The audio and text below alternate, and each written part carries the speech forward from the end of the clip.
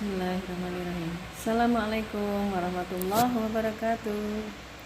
Semangat pagi, my dear students.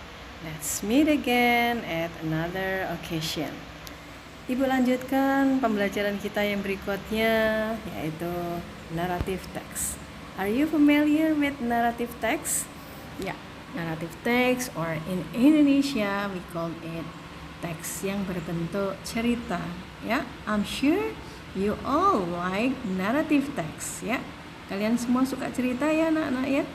Oke, nanti kita akan lebih jauh lagi ya, kita bahas materi ini lebih detail, so that the four goals we are going to learn at this moment can be catch. Ya, sebelum kita mulai pembelajaran lebih jauh, yuk let's pray together ya, by reading basmalah. Bismillahirrahmanirrahim. Mudah-mudahan Allah will give you easiness, guidance, so that you can learn easily. Ya. Oke anak-anak, kita mulai dengan tujuan pembelajaran kita pada pagi hari ini. We have 4 goals. Ya. What is the first? Ya, the first, I hope that you will get the ideas what is meant by narrative text. Yeah. And then the second, I hope that you will understand the generic structure so that you can compose your own narrative text. The third, you will find the language function, and of course the last, you will get the idea about its social function. Untuk mempersingkat waktu anak-anak, kita lanjut dengan giving an examples of narrative text ya. This is talking about the fox. Let me read the paragraphs for you. One afternoon, a fox was walking through the forest and spotted a bunch of grapes hanging from over a lofty branch. Ya. And then untuk teks-teks paragraf yang berikutnya bisa kalian baca sendiri. Yang ibu ingin tekankan adalah kata-kata yang ibu beri warna merah ya. Perhatikan, kalian menemukan kata was, spotted, jumped, missed, took, tired, turned, and proceeded. Masih ingat pelajaran kita beberapa waktu yang lalu bahwa kata-kata ini menggunakan pola past tense ya, karena kata kerja yang dipakai adalah bentuk kata kerja yang kedua. Okay, very good. Now let's go on, let's focus to another point ya. Kita lanjutkan pada fokus yang berikutnya. Kita kembali lagi ke teks yang tadi, tapi pembahasannya berbeda. Coba kalian baca ya.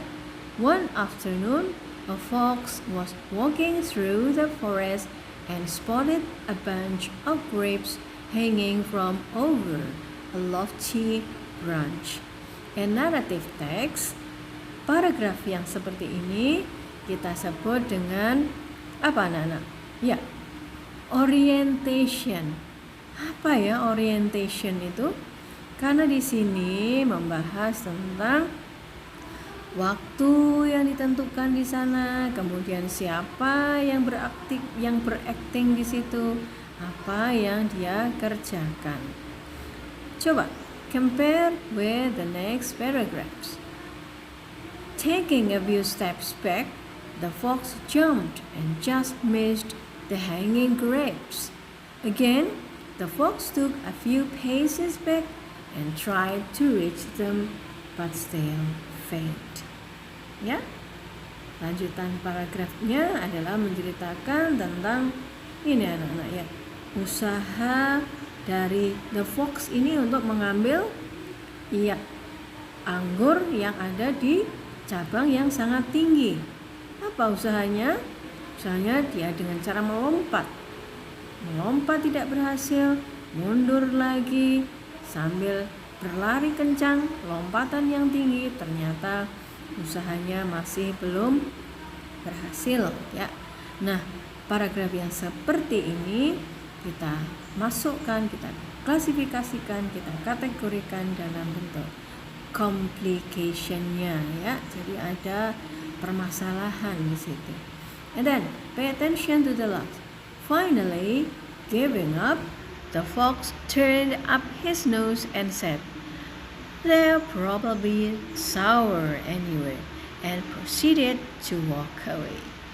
Merasa gagal, dia menghibur diri dengan mengatakan, paling-paling anggurnya rasanya asem ya. Kemudian dia meninggalkan pohon tersebut. Nah, pada bagian ini narrative text yang kita sebut dengan resolution ya. Oke anak-anak, kita lanjut ke refleksi ya. Jadi menuju ke 4 tujuan yang akan kita capai tadi, bahwa naratif teks adalah cerita khayal atau fiktif yang bertujuan untuk menghibur pembaca dan tidak pernah terbukti kebenarannya. You can find so many kind of examples ya, like Cinderella, Sang Kuryang, Snow White, and many others. Nah, tadi Ibu sudah singgung generic structure-nya ya. Ada berapa anak-anak? Ya, oke, ada 3 ya. Yang kita awali dengan orientation. Orientation ini adalah siapanya, kapan, dan di mana. Sementara yang kedua adalah complication. Complication adalah permasalahan yang muncul ya. Kemudian kalau sudah ada permasalahan, dilanjut dengan pemecahan masalah ya. Kemudian bagaimana dengan language feature-nya ya, untuk mempercantik naratif teks ini, maka kita pakai beberapa poin ya. Yang pertama, pola yang kita pakai adalah past tense ya. Kemudian to make the text smooth, maka ada adverb of time. Ada once upon a time, atau one day, atau long time ago, and many others. Kemudian untuk conjunction-nya, menghubungkan antara paragraf yang satu dan yang berikutnya, kita bisa pakai kata when, then, suddenly, etc. Kadang-kadang kalau diperlukan kita juga menggunakan direct speech ya, atau pengucapan yang dimulai dengan tanda petik ya anak-anak ya.